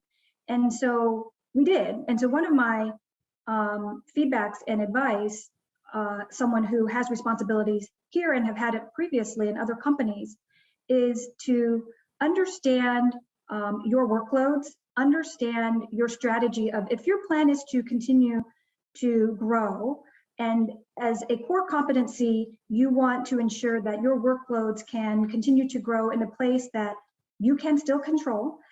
You want to do it in an efficient manner, and you want to actually eliminate some of the manual tasks and operational overhead. And you actually can do it in a way that you can manage it from a cost-effective perspective and in a secure way where your data is protected.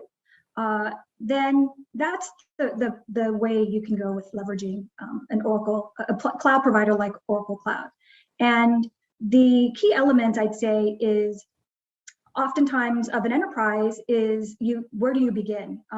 Creating a governance model was one big thing that we did as well, because we have a lot of different workloads and a lot of different business units. And how do we ensure that we have some oversight in creating some structure around things like, where do we provision? How do we provision our workloads? What needs to talk to what? But creating that governance model and having discipline into truly understanding your workload so that you're actually building in an efficient manner, and that you're not building out infrastructure that is not leveraging the elasticity, and so therefore you're paying for more than what you use, but actually paying for what you use. And as you do that, it's being able to build smartly in a way that allows you to scale and allows you to dial down if you need to. And the flexibility that frankly I didn't know about at OCI, that I learned as I had educated and come on board myself, is that you do in fact get that level of flexibility, Martha, that as someone who was looking for a cloud provider to help with the various workloads to support an enterprise with many thousands of applications and workloads, having that flexibility really matters. The security obviously really matters of your data and ensuring that you're managing that wisely. And in a way that's highly performant, that gives you the levels of availability, where you're getting a lot of your operational type overhead activities being helped, where you can get it managed for you, or where you can do things in a much more scalable way. Those are things and benefits that, and my advice is that you would get from the cloud. It's to do that research, start having those conversations, doing your assessment, and putting a governance model together so you have structure and you ensure you have discipline so that you don't put workloads out there and then the next day get sticker shocked by, oh my goodness, what happened? My workload, I did not manage it carefully. I didn't manage the capacity and it gets out of hand. But truly having that discipline, and that really came with having a governance model and setting that up in the beginning before you go and start migrating your workloads. Thank you, Martha.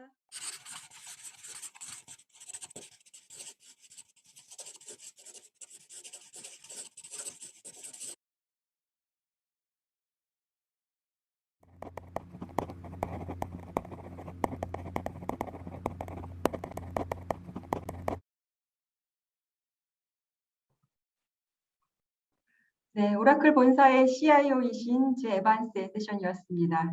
제 에반스는 오라클 본사의 한국계 임원이신데요.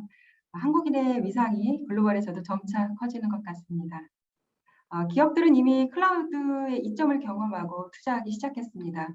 더군다나 코로나를 더욱 디지털 투자에 대한 장벽을 극복하고 계신 기업들이 많이 있습니다. 그럼에도 불구하고 아직 클라우드로의 전환이 고민이신 분들을 위해 CIO로서 클라우드의 전환이 주는 이점, 업무적인 측면과 또 비용적인 측면에서 말씀해 주셨습니다. 또 데이터의 보안과 또 안전한 방법으로 데이터를 관리하길 원하신다면 오라클과 같이 데이터를 지난 수십 년 동안 다루고 또 데이터에 대한 뛰어난 유연성을 가진 클라우드 프로바이더를 찾으시는 것이 중요하다고 강조하고 있습니다. 지금 저희는 시장 인사이트에 대한 세션이었던 자율 엔터프라이즈를 향한 경주 세션, 그리고 또 CIO의 역할에 대한 재정의에 대한 세션을 마쳤습니다. 앞으로 고객 사례 소개 세션과 맺은 말 포함해서 약 30분 남아 있습니다. 오라클 클라우드 과연 어떤 기업들이 사용하고 있을까요? 그리고 그 기업들은 왜 오라클 클라우드를 선택했을까요? 오라클과 함께한 국내외 고객 성공 사례에 대해 금융 클라우드를 선도하고 계시는 포스콤의 클라우드 사업부의 이주화 부서장님, 그리고 한국 오라클의 클라우드 사업 개발 총괄이신 기영삼 전문께서 전달해 주시겠습니다.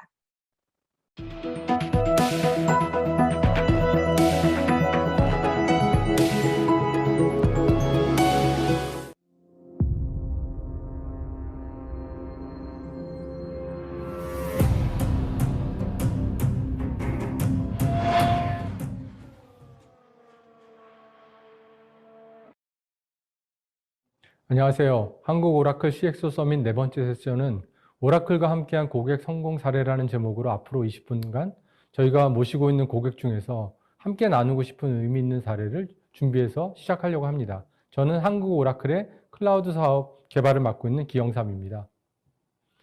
시작 비디오로 포뮬러1 자동차 경주 레이싱 장면이 나와서 좀 익숙하지 않으신 생뚱맞은 느낌을 가졌을 텐데요. 포뮬러1 레이싱 팀인 혼다는 오라클을 공식 클라우드 인프라 및 고객 플랫폼 제공업체로 선택했습니다. 레이싱에는 다양한 변수들과 조건들이 필요한데 OCI 인프라스트럭처 기반 위에서 머신러닝, 데이터 사이언스 및 분석 기능을 활용해서 레이싱에 승리하기 위한 다양한 엔지니어링 작업을 수행할 뿐만 아니라 더 많은 글로벌 팬층을 확보하기 위한 정보를 제공하는 데 오라클의 데이터 플랫폼을 사용하고 있습니다. 이러한 기능들이 레이싱 팀에게 강력한 경쟁 우위를 제공하고 확보하는 데 도움이 되실 거라고 저희는 믿습니다. 이러한 고객들은 지금 화면에 보시는 것처럼 좌측 상단의 액센처부터 우측 하단의 보다폰까지 다양한 업종, 산업, 경쟁, 지역에서 일어나고 있습니다. 오늘날 오라클은 전 세계적으로 40만 고객들을 모시고 있고요. 이 40만 고객들 중에서는 규모적으로 보면 작은 기업부터 시작해서 스타트업들도 있지만 저희가 주력을 하고 또 힘을 쏟고 준비하려고 하는 여러 과정 등은 포춘 100대 기업 안에서 대부분의 고객들이 오라클을 사용하시는 것처럼 의미 있는 결과를 가지고 큰 시장에 더 많은 내역들을 가지고 준비할 수 있는 이런 사례들입니다. 그래서 오늘은 저희가 자랑스럽게 말씀드리는 고객 사례들과 그분들이 경험했던 도전 과제들 그리고 그 해결 내역들을 말씀드리려고 합니다. 고객 첫 번째 사례로 오늘 스튜디오에 코스콤 클라우드 사업부 이주화 부서장님을 모시게 됐습니다. 부서장님 안녕하세요. 반갑습니다. 안녕하십니까? 예. 먼저 코스콤에 대해서 익숙하지 않으신 분들도 계실 것 같아서 네. 어떤 회사인지 말씀해 주시면 감사하겠습니다. 네. 코스콤은 증권거래소의 자회사로 출범했습니다. 네, 우리나라 자본시장 및 금융자업계의 IT 인프라를 책임지고 있는 회사입니다. 금융의 새로운 가치를 창조하는 디지털 이노베이터로서 자본시장 IT, 선도, 고객의 발전을 최우선으로 하는 기업입니다. 네. 여러 가지 사실은 사업을 하시다 보면 준비하셔야 될 일도 많고 어려운 네. 점들이 있으실 텐데 네. 어떤 비즈니스적인 이슈가 있으셨을지 궁금합니다. 네. 코스콤이 제공하고 있는 금융 클라우드 서비스는 그 퍼블릭 클라우드 플랫폼 기술을 기반으로 하고 있습니다. 따라서 금융 고객에 좀 특화된 비즈니스 환경, 그러다 보니 다양한 요구가 나오고 있는데요. 그걸 수용하기는 사실 한계가 좀 뚜렷한 부분이 있었습니다. 그러다 보니 또 특히 이제 오라클 DB를 계정계로 하는 금융 서비스를 수용할 때 제약이 좀 많았습니다. 이게 기술적으로 보면 여러 가지 준비 사항들이 있으시겠지만 사실은 증권 체결 업무는 1초도 쉴 수 없는 업무지 않습니까? 네. 그래서 기술적인 제약들도 많으셨을 것 같은데 어떠셨나요? 펀드 서비스의 차세대를 좀 보면은요, 이게 글로벌 수준의 그 자산 운용 시스템 구축을 목표로 하고 있습니다. 주문, 회계, 운용 지원 시스템을 또 새롭게 구성해야 하고요. 또 자산 가치 산출, 또 포트폴리오 관리 등 업무 기능도 고도화할 게 많습니다. 또한 그 DB하고 또 제반 인프라까지 증설해야 되는 사업입니다. 이러다 보니까 초기 투자 비용 부담이 좀 낮고 좀 성능 및 가용성 측면에서 고려다 보니까 이 부분들이 저희 쪽에 좀 허들로 작용했었습니다. 시장의 수요를 예측할 수 없기 때문에 네. 탄력적으로 그걸 대응할 수 있는 클라우드 서비스와 네. 또 여러 가지 장점들을 가지고 있는 서비스를 연계하는 하이브리드 모델을 가지고 가신 게 되게 선도적인 개념이라고 생각을 하는데 네. 혹시 오라클이 네. 여기서 어떤 선택지가 다양하셨을 텐데 어떤 의미가 있으셨는지 선택 과정을 좀 말씀해 주실 수 있으실까요? 네.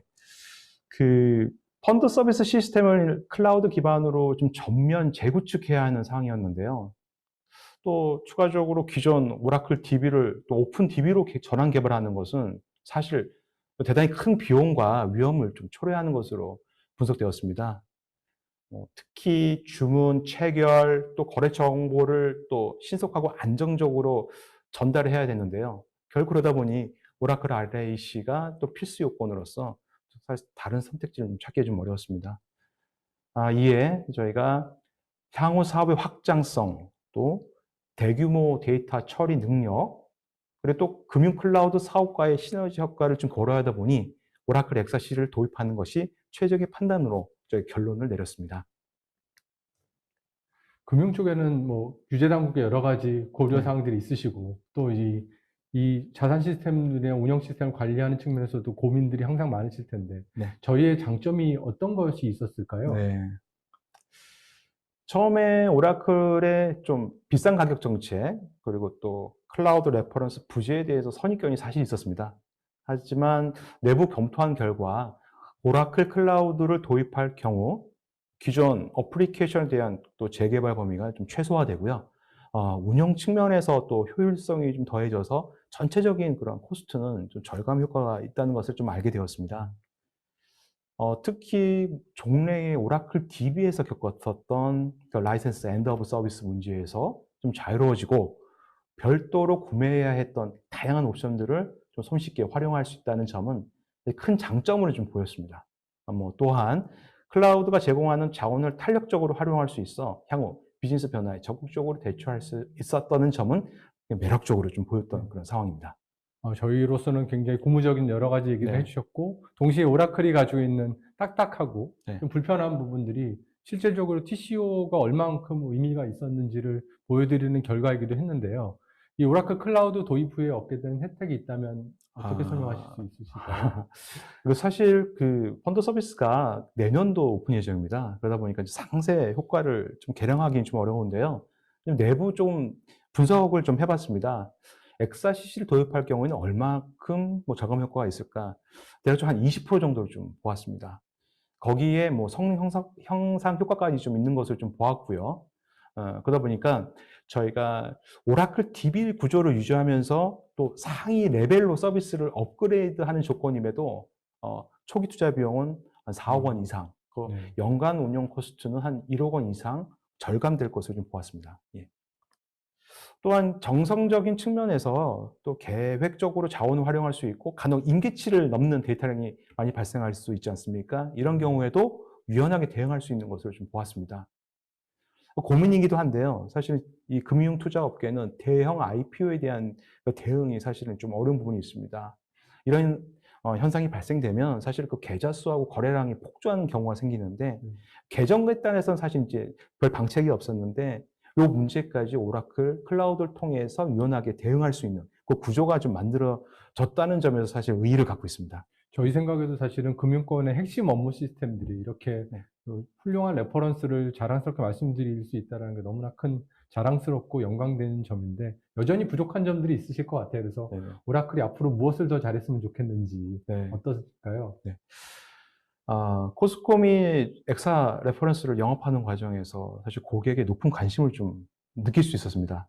네, 코스콤은 뭐 앞으로 이제 국내 소재의 금융회사를 대상으로 엑사 CC를 비롯한 오라클 클라우드 제품을 자유롭게 이용할 수 있는 구조를 만들고 또 관련해서 금융 클라우드 서비스를 좀 지속적으로 좀 확대해 나갈 그런 계획인데요.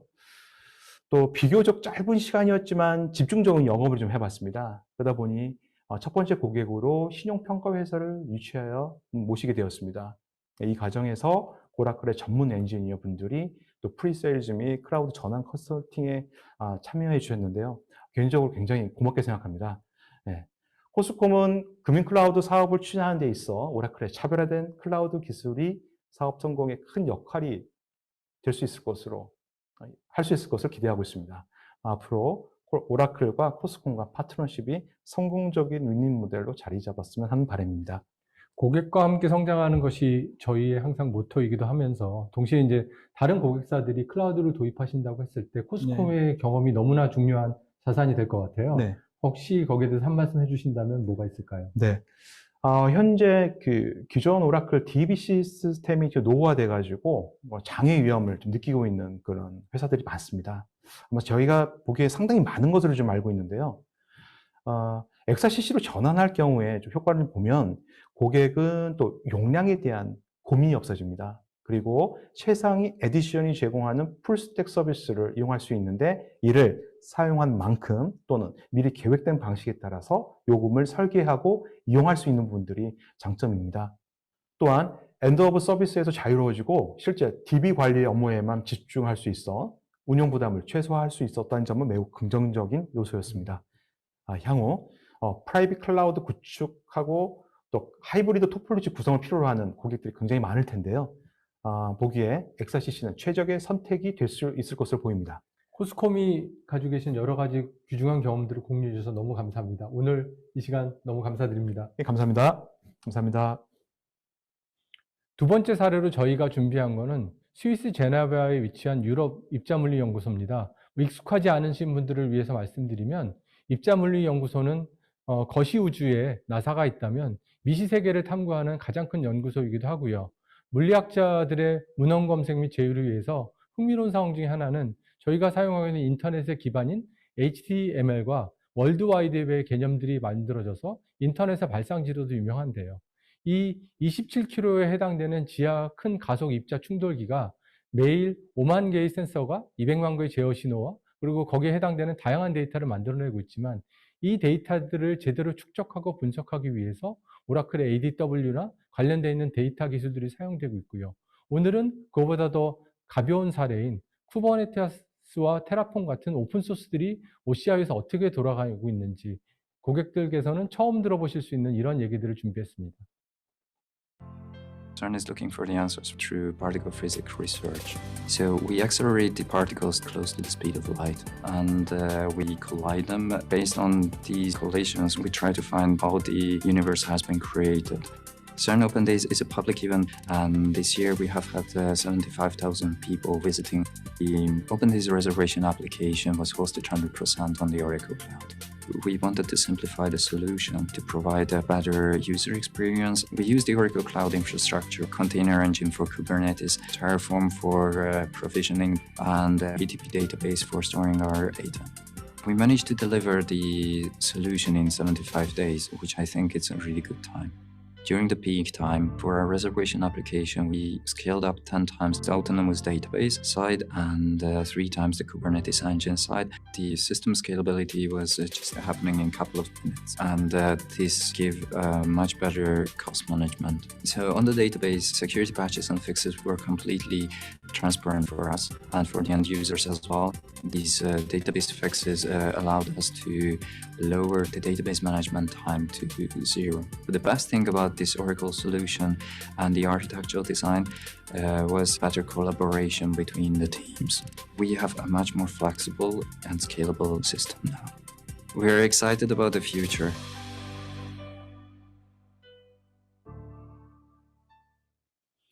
세 번째로 저희가 준비한 사례가 HMM입니다. 과거에 현대상선으로 알려졌던 이 회사는 지금 코로나 상황에도 불구하고 전 세계적인 해운의 경기 동향의 활성화에 힘입어서 주가적으로도 시장을 뚫을 듯한 기세를 보이고 있어서 굉장히 관심이 많으실 줄은 아는데요. 저희와 함께 시작한 이 여정이 2018년에 시작해서 엔터프라이즈 올인의 과정을 거치고 계십니다. 그래서 HMM 사례를 먼저 말씀을 드리고 다음으로 준비를 하도록 하겠습니다.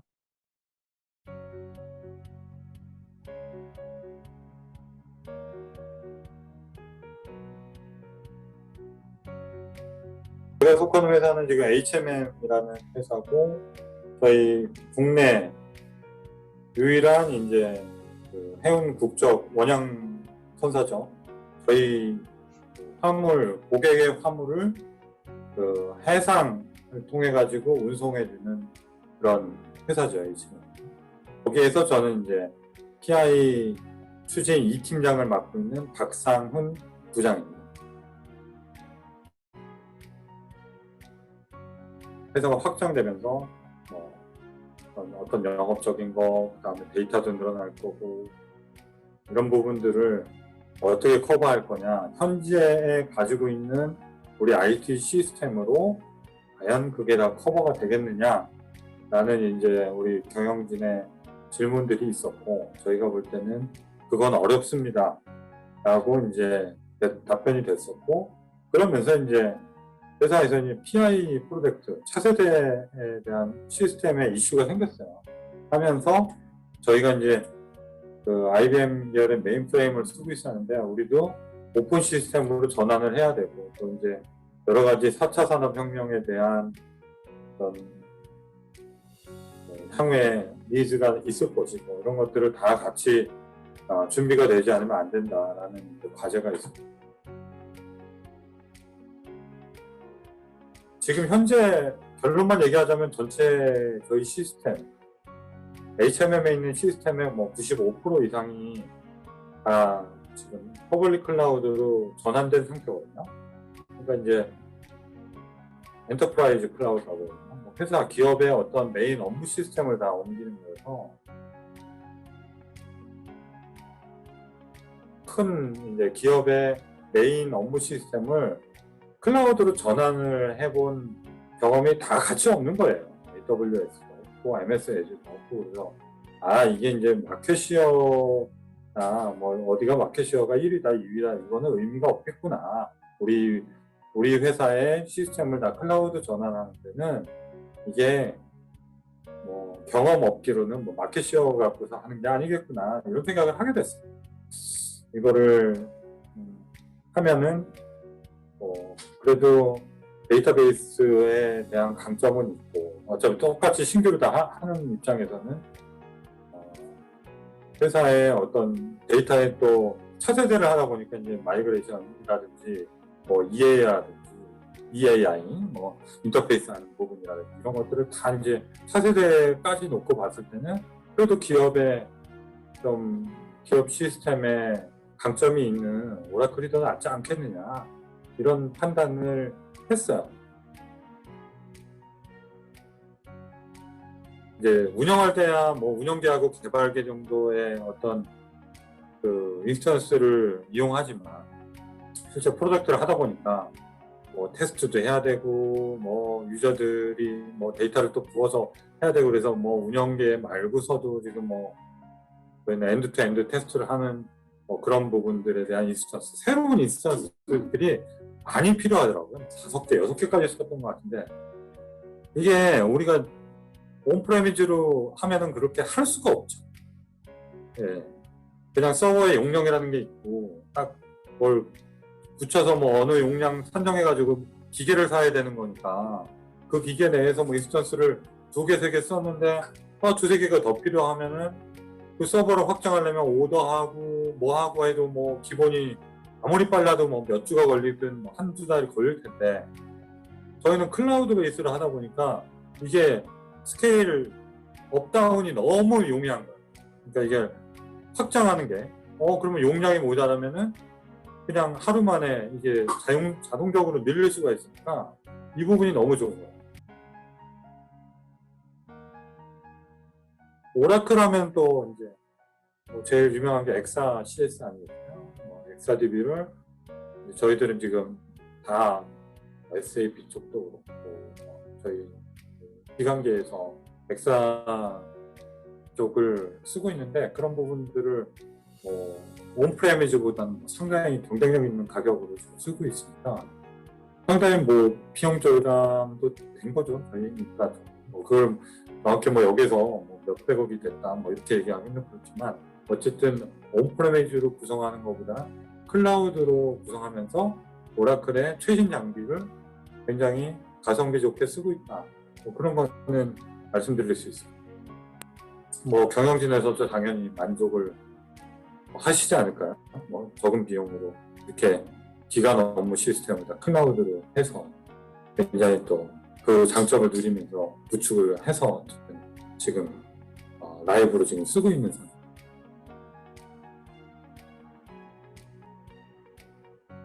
인프라 인력이죠. 인프라. 예전에는 인프라를 운영하고 뭐 서버들을 온프레미즈로 해서 이제 IDC라는 걸 만들고 IDC에 이제 거기에서 상주하는 인력이라든지 이런 부분들이 또 많이 아웃소싱이 들어가거나 아니면은 내부 인력이 들어가거나 하는데 저희는 뭐 지금 인프라 인력이 별로 없어요. 뭐 몇 명이라고 말씀드리지는 못했지만 굉장히 많이 줄었죠, 전보다. 그리고 이제 저희는 이제 MSP 업체랑 이제 계약을 해가지고 또 이렇게 시스템을 또 모니터링하고 이렇게 해가지고 메인테넌스하고 관리하고 있는데 그런 부분에 있어서는 인프라 인력에 대해서는 지금 전보다 많이 줄어든 상태입니다. 뭐 나머지는 뭐 이제 어플리케이션 쪽은 뭐 어차피 개발하고 또 그거에 대한 뭐 시스템에 대한 유지 보수, 뭐 프로그램을 수정하고 뭐 개발하고 하는 부분들이야 뭐 원래 들어가는 거지만 그 부분이야 뭐 사스를 우리가 도입한 건 아니니까 뭐 그렇긴 한데 어쨌든 인프라 인력적인 면에서는 굉장히 그 그룹에서 뭐 클라우드 뭐 다 뭐 전환할 계획이다 뭐 이런 기사도 보고 막 이러는데 어쨌든 저희들은 다 넘겼습니다. 선박 시스템까지도 다 넘어가서 우리 배하고 육상, 해상, 통신하고 있는 시스템조차도 다 지금 클라우드로 넘어가 있거든요. 그래서 검토를 저희들도 많이 못하고서 사실은 좀 클라우드를 급박하게 어떻게 뭐 차세대 개발 이슈까지 하면서 이렇게 온 것도 있는데 검토를 뭐 간단히 해야겠지만 그거를 뭐 몇 년 한다고 해서 모든 이슈를 해결하고 뭐 이렇게 하기는 어려울 것 같아요. 그래서 어떤 뭐 경영진의 결정이 있어야 되고 그거에 대해서 검토만 한다고 해결되는 게 아니고 좀 과감하게 도입을 한다고 하면 그런 과감한 의사결정의 결론은 필요한 거 아니냐 싶고 저희들도 많이 오면서 뭐 리허설도 하고 여러 가지의 이런 어떤 과정을 거치지만 실제 라이브로 옮겼을 때 나오는 문제 분명히 뭐 아무리 검토를 해도 쉽게 나와요. 그런 것들을 얼마나 현장에서 잘 팔로우하고 주워 담느냐 이런 부분에 어떤 초점을 좀 둬야 될 것 같아요. 저희들은 뭐 이제 차세대를 하면서 하다 보니까 이제 클라우드 쪽하고 인터페이스도 하고 서로 데이터 통신이라든지 뭐 이런 부분도 굉장히 많이 하고 그런 부분들을 많이 이제 다른 회사에서도 많이 걱정도 하고 막 이게 제대로 될 수 있어? 뭐 이런 생각을 하실 수 있는데 막상 해보니까 또 돌아가서 잘 워킹합니다.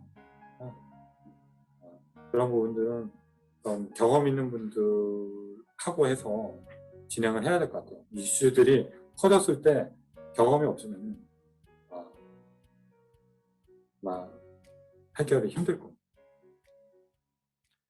화면에 보시는 이 내용이 2018년도 4월 12일에 저와 저희 동료들이 직접 차세대 인프라가 어떻게 준비가 되어야 되는지 저희의 경쟁 회사들과 함께 경쟁 입찰을 벌여서 말씀을 드렸던 그런 내용들입니다. HMM은 자사의 모든 시스템들, 선박이나 용선이나 이런 관련되어 있는 코어 업무뿐만 아니라 SAP 기반의 재무회계, 그리고 최종적으로는 그것들이 DR까지 움직이는 여러 가지 전 과정들을 저희와 함께 매년 준비하고 계신데요. 엔터프라이즈 올인 사례로서 대한민국의 가장 대표적인 사례라고 생각이 들어서 저희가 오늘 이 자리에서 준비를 했습니다. 저희가 고객분들을 모시고 가려고 하는 이 길은 저희가 새롭게 정의한 미션 스테이트먼트처럼 데이터를 새로운 방식으로 보고 그 안에서 인사이트를 발견해서 데이터가 만들어낼 수 있는 무한한 가능성을 열도록 돕는 것을 저희의 사명으로 그리고 소명으로 저희의 매일매일의 활동으로 생각을 하고 있습니다. 오늘 저희가 준비했던 이런 고객 사례들이 이런 전이에 함께 동참할 수 있는 여러 과정들의 가능성을 보여드릴 수 있는 단초가 될 수 있다면 너무나 감사하고 행복한 기분이 될 것 같습니다. 함께 해주셔서 감사합니다.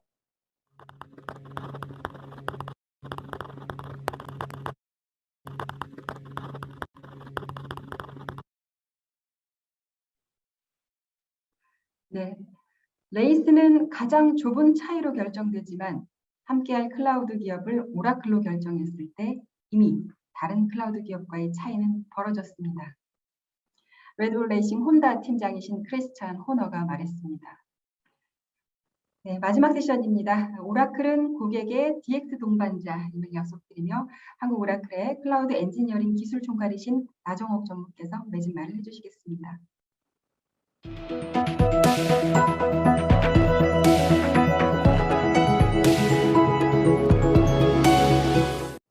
안녕하세요. 한국 오라클 클라우드 엔지니어링 기술 그룹을 총괄하고 있는 나종욱입니다. 현재 우리가 살고 있는 지금은 전례 없는 코로나 팬데믹 장기화로 새로운 뉴 노멀들이 빠르게 등장하고 자리 잡고 있습니다. 우리는 항상 어딘가에 연결되어 있고 우리가 인지하든 인지하지 못하든 간에 데이터라는 흔적을 남기며 살고 있습니다.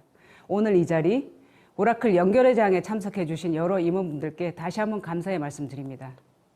지금과 같은 뉴 노멀에서는 데이터를 활용하지 못하는 기업은 비즈니스 우위를 점할 수 없습니다.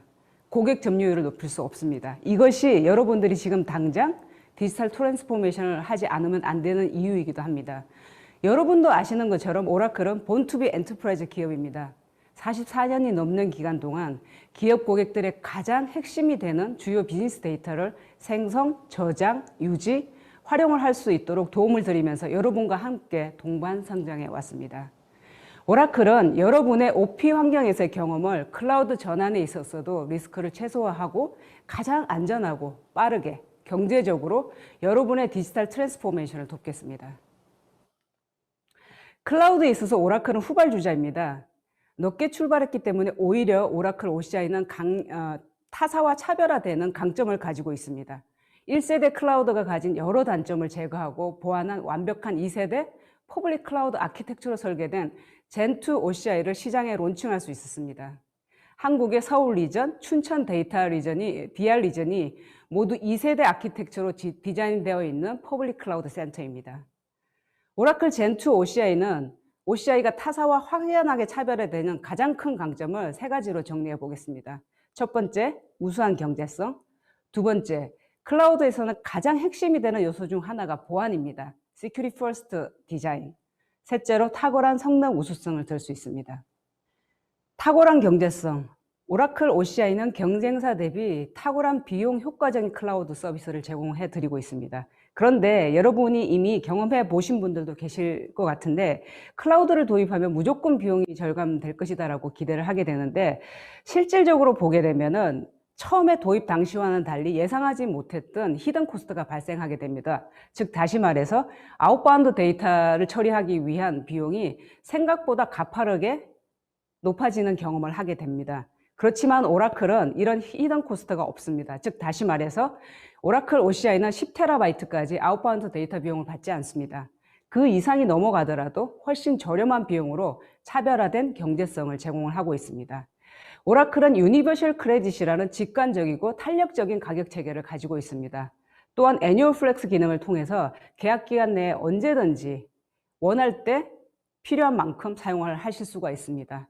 또한 유니버셜 크레딧을 통해서 서비스의 쉐입이나 종류에 상관없이 전 세계 모든 리전에서 동일하게 사용 가능합니다. 보안은 컴프로마이즈 될 수 없습니다. 오라클 OCI Gen2는 Security First 디자인 전략에 따라서 사용자 코드와 오라클 클라우드 컨트롤 환경을 원천적으로 분리하고 있습니다. 사용자 간 컴퓨팅, 네트워크 리소스의 원천 격리를 통해 서로 간의 간섭을 배제하고 데이터를 보호합니다. 오라클은 가장 폭넓은 기업 보안 포트폴리오를 제공을 하고 있습니다. 데이터의 기본 암호화, 빌트인 방화벽, 디도스, 내부 보안 탐지, 자동화된 위험 제거 등 코어 투 엣지 프로텍션을 제공을 하고 있습니다. 오라클 OCI는 예측 가능한 하이 스피드, 로우 레이턴시의 네트워크를 제공하고 있습니다. 필요할 때 빠르게 처리하고 사용하지 않을 때 리소스를 반납하는 버스팅 기능들을 통해서 최상의 프라이스 퍼포먼스를 제공해 드립니다. OCI는 가용성 부분뿐만이 아니라 성능, 관리적인 측면의 SLA를 제공하고 있습니다. 오라클은 유일하게 CSP 중 포괄적인 SLA를 제공하는 클라우드 밴드입니다. 엔터프라이즈 기업들이 안심하고 주요한 비즈니스 업무를 OCI 상으로 전환할 수 있도록 성능 및 관리에 이르기까지 포괄적인 SLA를 제공해 드리고 있습니다. 오라클은 엔터프라이즈 기업 고객들이 빠른 클라우드 전환을 위해 공격적으로 신규 리전 오픈에 투자를 해오고 있습니다. 평균 한 달 간격으로 신규 리전들이 추가되고 있다는 것입니다. 한국 내에는 2019년 5월에 개소한 서울 리전과 2020년 5월에 개소한 춘천 DR 리전이 있습니다. 물론 춘천 리전을 메인으로 하고 서울 리전을 DR 리전으로 하실 수 있습니다. 국내 주요 고객들은 핵심 비즈니스 업무의 퍼블릭 전환에 있어서 인컨트리 DR을 구축하실 수 있게 되었습니다. 지난 6월 말 오라클 CEO인 사프라 캐츠는 오라클은 2025년까지 100% 재생에너지를 기반으로 클라우드를 포함한 글로벌 시설을 운영함으로써 지속 가능성에 대한 오라클의 책임을 확대하겠다고 발표했습니다. 현재 유럽에 위치한 오라클 클라우드 리전들은 이미 100% 재생에너지를 기반으로 운영되고 있고요. 세계 전역에 오라클 사무실 또한 100% 재생에너지를 활용을 하고 있습니다. 작게는 저희 한국 오라클 사무실도 이제 캔틴에 플라스틱 물병으로 제공하던 물이 없어졌습니다. 오라클은 이번 공약을 통해서 지속 가능한 미래를 위해서 앞장서서 기여하고 보다 신속하게 나아갈 수 있는 것은 물론이고 오라클 클라우드를 도입하는 고객사들에게도 친환경적인 비즈니스를 준비할 수 있도록 합니다. 요즘 기업 경영에 있어서 주요한 화두 중 하나가 ESG 경영, Environment, Social, Government입니다. 여러분들은 지속 가능한 경영을 준비해야만 합니다. ESG 목표를 달성을 위한 수단으로서 디지털 트랜스포메이션은 필수이고 여러분은 강화해 나가셔야 합니다. 이를 위해서 클라우드는 이제 nice to have가 아니라 must have입니다.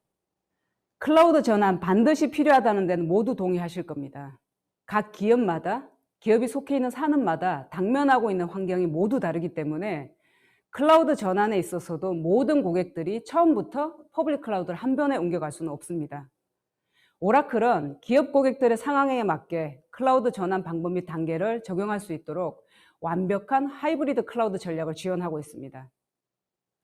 오라클 퍼블릭 OCI 센터를 고객의 온프리미스 데이터 센터에 똑같이 구축을 해주는 프라이빗 클라우드, 데디케이티드 리전을 제공을 해드리고 있고요. 이 데디케이티드 리전에서는 오라클 퍼블릭 OCI 센터에서 제공하는 OCI 서비스를 동일하게 제공하고 있습니다.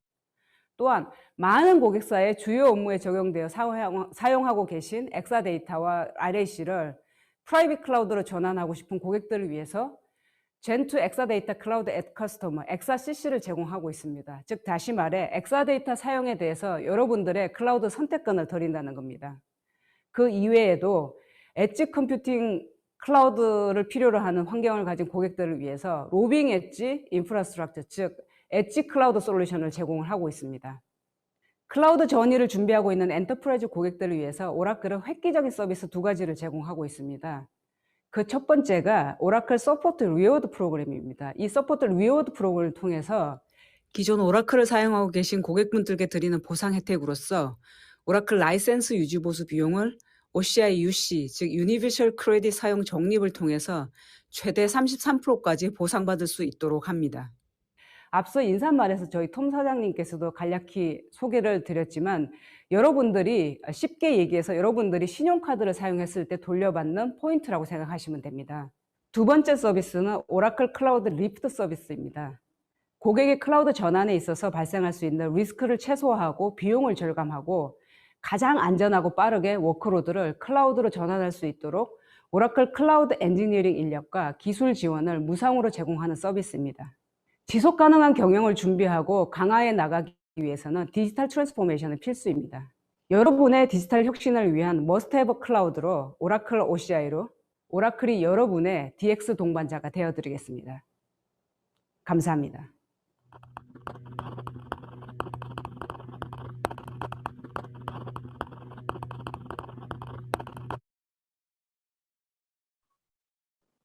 네, 한국 오라클의 나정옥 전무님 감사합니다. 오늘 건강하고 맛있는 다양한 메뉴들로 세션들을 구성해봤습니다.